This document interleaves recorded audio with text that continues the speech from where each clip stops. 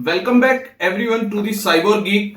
मैं हूं डॉक्टर वैभव शर्मा और मैं कंटिन्यू करने वाला हूं पिछले वीडियो की आरएनएन यूनिट पे डिस्कशन। तो आरएनएन को हम समझ चुके थे कि रिकरेंट न्यूरल नेटवर्क क्या होता है। अब हम यहां पर बात करने वाले हैं एलएसटीएम की, लॉन्ग शॉर्ट टर्म मेमोरी।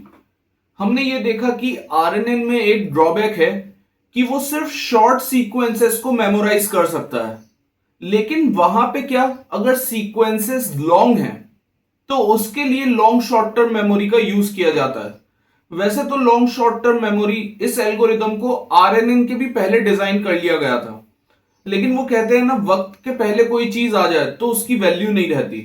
तब एलएसटीएम की कोई खास एप्लीकेशंस किसी को दिखाई नहीं दी, लेकिन आरएनएन को जब देखा गया कि ये लॉन्गर सीक्वेंसेस पे काम नहीं कर पा रहा है, तो फिर लॉन्ग शॉर्ट टर्म मेमोरी को दोबारा से यूज किया गया और लॉन्ग शॉर्ट टर्म मेमोरी ने बहुत अच्छे रिजल्ट दिए।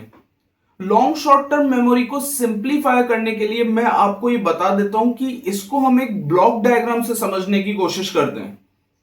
तो ब्लॉक डायग्राम में हम देख सकते हैं कि एलएसटीएम तीन पार्ट में डिवाइडेड है: फॉरगेट गेट, इनपुट गेट और आउटपुट गेट। यहां पे H T short term memory है और C T long term memory है।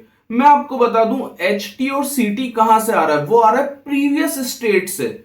जो एलएसटीएम की प्रीवियस स्टेट थी, वहां पे जो इसने शॉर्ट टर्म मेमोरी और लॉन्ग टर्म मेमोरी बनाई थी, ये सी टी और एच टी वहां से आ रहा है।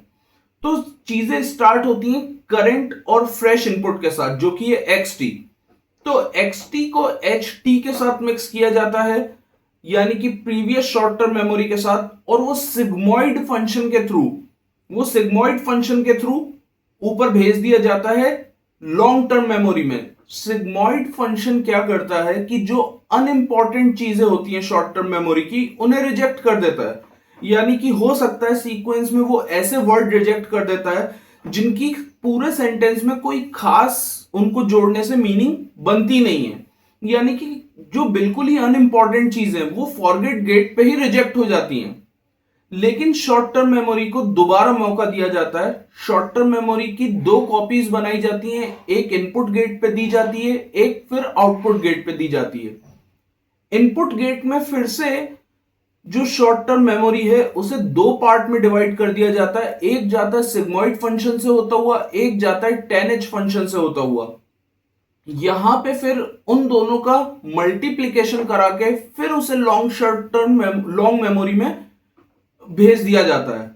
और लॉन्ग मेमोरी में जैसे ही वो जाता है, उसके बाद लॉन्ग टर्म मेमोरी में कोई चेंज नहीं होता। Long term memory as it is pass कर दी जाती है अगले स्टेट में, जो कि है सी टी प्लस वन। तो इसी तरह से जब ये अगले स्टेट में चली जाती है, जिसका नाम है सी टी प्लस वन, लेकिन एक और जो शॉर्ट टर्म मेमोरी की कॉपी आउटपुट गेट में गई थी, वो फिर से सिग्मोइड फंक्शन से पास कराई जाती है और यहां पे और फिल्टर हो जाती है शॉर्ट टर्म मेमोरी, और फिर शॉर्ट टर्म मेमोरी को लॉन्ग टर्म मेमोरी के साथ मल्टीप्लाई फिर से करवाया जाता है। याद रखिएगा, लॉन्ग टर्म मेमोरी अब जो हो चुकी है सी टी प्लस वन, उसमें कुछ भी अब चेंज नहीं होगा। सिर्फ उसे 10H फंक्शन से नॉर्मलाइज कराया जाएगा, और नॉर्मलाइज कराने के बाद उसे 10H फंक्शन से फिर शॉर्ट टर्म मेमोरी जो सिग्मोइड फंक्शन से होते हुए आ रही है उससे मल्टीप्लाई करवा के आउटपुट कर दिया जाएगा, जो कि बन जाएगा एच टी प्लस वन। तो एच टी और सी टी बन जाएंगे सी टी प्लस वन और एच टी प्लस वन। इस तरह से लॉन्ग टर्म मेमोरी भी रहेगी, जो कि लंबे सीक्वेंसेस को याद करने के लिए बनी है, जो कि क्या करती है, बनती शॉर्ट टर्म मेमोरी से ही है, लेकिन शॉर्ट टर्म मेमोरी की कई सारी चीजें फिल्टर होकर फिर जुड़ती हैं लॉन्ग टर्म मेमोरी में, और वो फिर एज इट इज बनी रहती है। तो लॉन्ग टर्म मेमोरी और शॉर्ट टर्म मेमोरी इस तरह से आउटपुट किए जाएंगे सी टी प्लस वन और H T plus one next state के लिए। तो ये तो थी एलएसटीएम का ब्लॉक डायग्राम। एलएसटीएम की इक्वेशंस भी हैं जो भी आपको समझाई जा सकती हैं, आप उसे समझ सकते हैं, पढ़ सकते हैं। वो भी कहीं ना कहीं आपको कॉम्प्लेक्स लगेगी, लेकिन हमें जो चीज आसान लगेगी वो ये है कि एलएसटीएम का हम यूज कैसे करें। तो एलएसटीएम का हम यूज ऐसे करेंगे कि हम एक प्रोजेक्ट बनाते हैं जिसका नाम है सेंटिमेंट एनालिसिस। इसमें हम ये करेंगे कि ऐसे शब्द या ऐसे सेंटेंस जो पॉजिटिव सेंटीमेंट रिफ्लेक्ट करते हैं तो उसको हम पहचानेंगे 1 नंबर से, और ऐसे शब्द, ऐसे वर्ड्स और ऐसे सेंटेंसेस जो कि नेगेटिव सेंटीमेंट रिफ्लेक्ट करते हैं कि जैसे मुझे ये पिक्चर पसंद नहीं आई या आज का दिन खराब है, तो इस तरह की चीजों को हम 0 से रिप्रेजेंट करेंगे। तो अगर हमारा 1 आया तो मतलब वो वर्ड, वो सेंटेंस पॉजिटिव सेंटीमेंट रिफ्लेक्ट कर रहा था। अगर 0 आया तो मतलब जो इनपुट में हमने वर्ड दिया है, सेंटेंस दिया है, वो नेगेटिव सेंटीमेंट रिफ्लेक्ट कर रहा है। तो इस तरह का हम प्रोजेक्ट बनाते हैं LSTM की मदद से, क्योंकि यहां पे हम सिर्फ वर्ड नहीं भेजेंगे, कई बार सेंटेंस भी भेजेंगे इनपुट में। तो उससे क्या होगा, हमारे यूनिट को पहचान में आना चाहिए कि ये पॉजिटिव सेंटीमेंट है या नेगेटिव सेंटीमेंट। वैसे तो ये ह्यूमन के लिए एक बहुत ही इजी टास्क है, लेकिन क्योंकि मशीन को हम बच्चे की तरह ही ट्रीट करते हैं, जैसे जैसे वो चीजें लर्न करता जाता है तब वो एक्सपर्टीज लेवल पे आता जाता है। तो ये सब जो गूगल ट्रांसलेशनल और जो कुछ भी गूगल हमारी बातों को समझ पा रहा है, ये सब जो इनिशिएशन जो हुआ था वो ऐसे ही हुआ था। तो अगर हमें बेसिक रूट से चीजें समझनी है तो ये प्रोजेक्ट सेंटीमेंट एनालिसिस हमारे लिए बहुत इंपॉर्टेंट हो सकता है।